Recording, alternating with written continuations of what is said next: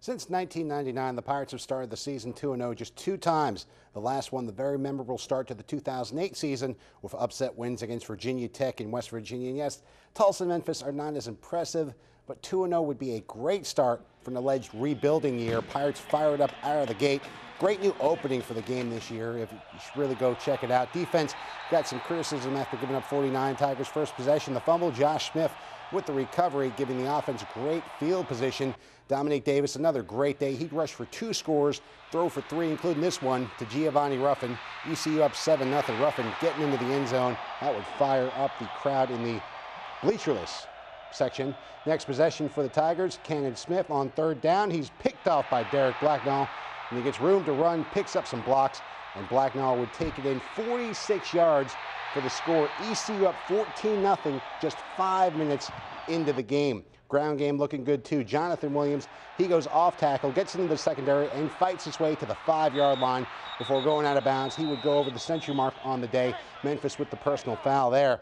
Next play, Dominic Davis hits Dwayne Harris near the sideline, and Mr. Excitement takes it in for his 3rd touchdown of the season. Pirates up 21-3, still in the first. ECU at the 2, and this time Johnny Deuce takes it in for 6. The Pirates would score at least once in every quarter. They win it 49-27. Billy Weaver has more on today's victory.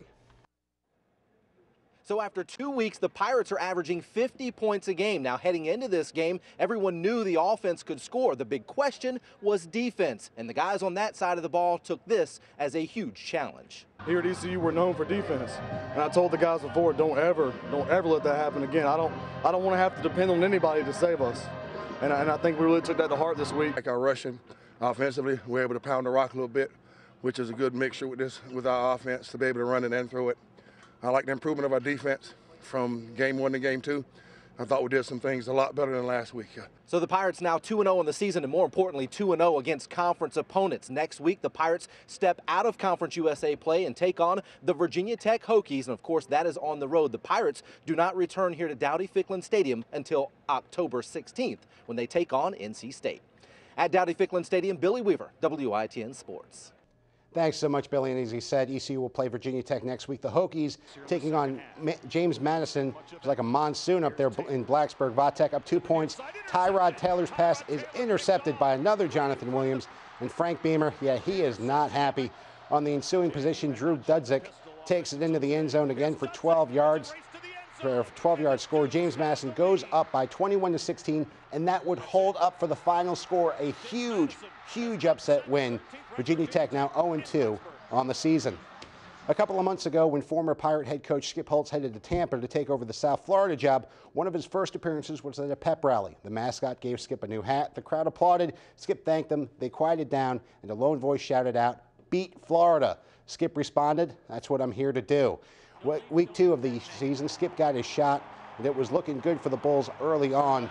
96-yard opening drive capped off with B.J. Daniels rolling out, and he finds Andrew Ketchel in the end zone. South Florida up 7-0.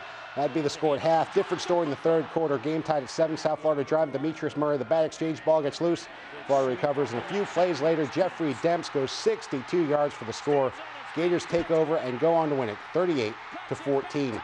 A wild one in Winston-Salem. Duke and the Demon Deacons 41-38 in the 4th. Deeks driving backup quarterback Tanner Davis hooks up with Danny Dembrew, a junior from Ahoskie, Hertford County High School. Deeks up 48-38. Blue Devils make it close, but Wake would go on to win it in a shootout 54-48. So the Pirates will get 24 hours to celebrate the big win against Memphis, and then they got to get ready for Virginia Tech heading to Blacksburg.